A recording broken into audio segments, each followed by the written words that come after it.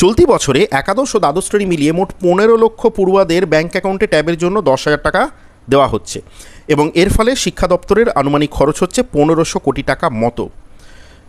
যেখানে পরিকাঠামোর অভাবে রাজ্যের বহু সরকারি স্কুল কার্যত মৃতপ্রায়, সেখানে 1500 কোটি টাকা শুধুমাত্র ট্যাবের পেছনে খরচ করা কতখানি যুক্তিযুক্ত সেই নিয়ে কিন্তু একটা প্রশ্ন উঠতে শুরু করেছে। বহু শিক্ষক প্রশ্ন করছেন, যেখানে বহু ক্ষেত্রেই স্কুল ভবন মেরামতির জন্য পর্যাপ্ত টাকা পাওয়া যায় না, সেখানে এই বিপুল পরিমাণ টাকা কেন ট্যাবের জন্য খরচ করা হচ্ছে।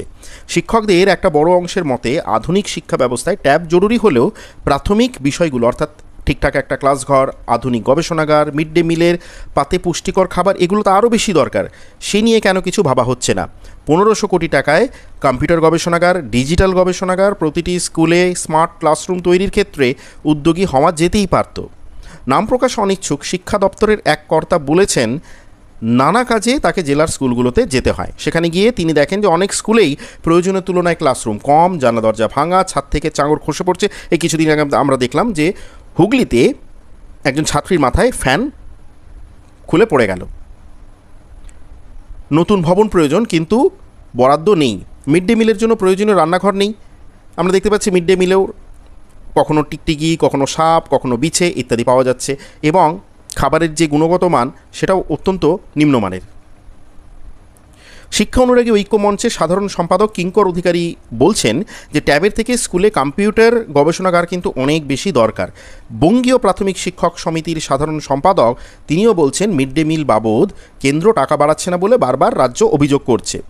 রাজ্য উদ্যোগী হয়ে তো নিজের তরফ থেকে বরাদ্দ বাড়াতে পারত। এই অগ্নিমূল্যের বাজারে এখনও পঞ্চম শ্রেণী অবধি মিড ডে মিল বাবদ বরাদ্দ দৈনিক 5 টাকা 45 পয়সা। আপনারা ঠিকই শুনছেন, ক্লাস 5 পর্যন্ত মিড ডে মিলের জন্য বরাদ্দ রয়েছে 5 টাকা 45 পয়সা মাত্র এবং ষষ্ঠ থেকে অষ্টম অবধি বরাদ্দ রয়েছে 8 টাকা 17 পয়সা মাত্র। এই 1500 কোটি টাকায় রাজ্যের তরফে কি বরাদ্দ বাড়ানো যেত না? অর্থাৎ তিনি বলতে চাইছেন যে কেন্দ্র কম টাকা দিচ্ছে, ঠিক আছে, বুঝতে পারছি, কিন্তু রাজ্যও তো একটু নিজের তরফ থেকে এগিয়ে এসে টাকা খরচ করতে পারত।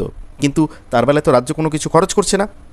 অথচ এদিকে আমরা দেখতে পাচ্ছি পুজোতে অনুদানের জন্য 365 কোটি টাকা বরাদ্দ হয়ে গেল এবং 75% অবধি বিদ্যুৎ বিলের ওপর ছাড়।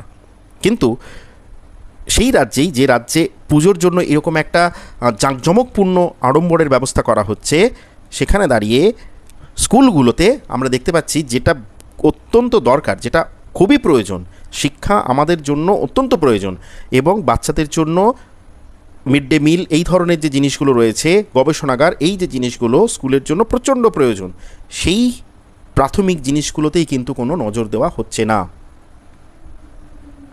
এই 1500 কোটি টাকায় রাজ্যের তরফে বরাদ্দ কি বাড়ানো যেত না? উচ্চ মাধ্যমিকের পড়ুয়াদের ট্যাবের টাকা দেওয়ার থেকে স্কুলের পরিকাঠামো উন্নয়ন বেশি দরকার বলে মনে করে প্রতিচি ইন্ডিয়া ট্রাস্টও। প্রথম এডুকেশন ফাউন্ডেশনের এক আধিকারিক জানান, তাদের তরফে 2023 সালে রাজ্য জুড়ে একটি সমীক্ষা হয়েছিল। দেখা যায় রাজ্যের প্রায় 90% পড়ুয়ার কাছে মোবাইল আছে, কিন্তু তারা পড়াশোনা থেকে অনেক বেশি বিনোদনের জন্য মোবাইল ব্যবহার করে। মোবাইল সুরক্ষা সম্পর্কেও অনেকেই বিশেষ কিছু জানে না, যেটা তাদের পক্ষে আরও ক্ষতিকারক হয়ে উঠছে। অর্থাৎ আমরা দেখতে পাচ্ছি যে হাতে তো ফোন সবার কাছেই রয়েছে এখন, কিন্তু সেই ফোন ব্যবহার করে যে কেউ কোনো কিছু শিখবে সেই রকমটা কিন্তু মোটেই হচ্ছে না। সবাই সেটাকে বিনোদনের জন্য ব্যবহার করছে এবং এটা আমরা সবাই জানি যে আমরাও কিন্তু ফোনটাকে একটা এন্টারটেনমেন্ট করার উপায় হিসেবেই ব্যবহার করে আসছি। সেখানে আমরা সোশ্যাল মিডিয়া ব্যবহার করি, মোবাইলটাকে ব্যবহার করে আমরা সিনেমা দেখি, গান শুনি ইত্যাদি ইত্যাদি, কিন্তু কখনও সেখানে অর্থাৎ আমরা মোবাইলটাকে ব্যবহার করে বইপত্র কিন্তু খুব একটা পড়ি না। এখন সমস্যাটা হচ্ছে আসলে যে আমাদের মূল যে সমস্যা সেটা হচ্ছে যে নেতাদের খামখেয়ালি এবং তুগলকি আচরণ, এবং এর সঙ্গে আরেকটা জিনিস যোগ হয়েছে, সেটা হচ্ছে সহজে নির্বাচনে জয়লাভ করা। তার ফলে আমরা দেখতে পাচ্ছি যে আমাদের দেশে নেতাদের মধ্যে এরকম একটা বিলিয়ে দেবার, সব কিছু দিয়ে দেবার, একটা দান করার একটা কিন্তু মনোবাঞ্ছা বা একটা স্বভাব লক্ষ্য করা যাচ্ছে, যে আমি দিয়ে দিই, এত টাকা দিয়ে দিই, একে আমি সাইকেল দিয়ে দিই, স্কুটার দিয়ে দিই, হাতে ট্যাব দিয়ে দিই, এই সমস্ত দিয়ে দিই। তাহলে কি হবে? লোকে দেখতে পাচ্ছে যে আমি কিছু পাচ্ছি, হাতে কিছু পাচ্ছি।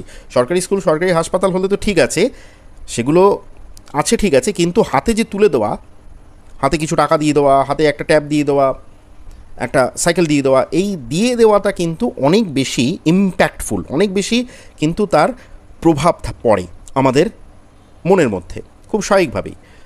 তো এই যেমন আমরা ধর পুজো আসছে, পুজোর সময় যদি আমরা দোকানে যাই, দোকানে গিয়ে যদি কোনো জিনিস কিনি, সেই জিনিসটা কেনার পরে সেই জিনিসটা পছন্দ করে কিনলাম, সব কিছু ঠিকঠাক আছে, খুব ভালো কথা। তারপরে যদি একটা কেউ 5 টাকা দামের একটা পেনও দিয়ে দেয়, একটা কিন্তু আলাদা ভালো লাগা কিন্তু আসে, এবং সেই জিনিসটাকেই রাজনৈতিক নেতারা অসাধুভাবে কাজে লাগাতে চাইছেন।